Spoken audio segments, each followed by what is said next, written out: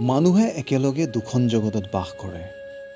এখন বাহিৰৰ জগত, শৰীৰ, ইন্দ্ৰিয়, দেহ, যিটো দেখা যায় আৰু স্পৰ্শ কৰিব পাৰি।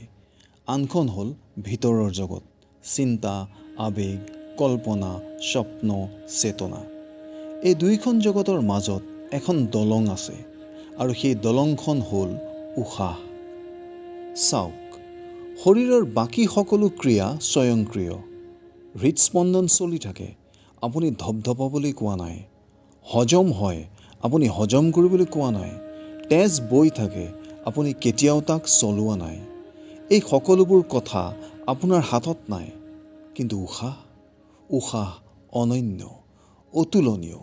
ই টোপনিৰ সময়ত বা অচেতন অৱস্থাত আপোনা আপুনি চলে আৰু আপুনি ইচ্ছা কৰিলে ইয়াক নিজৰ হাতলৈও নিব পাৰে।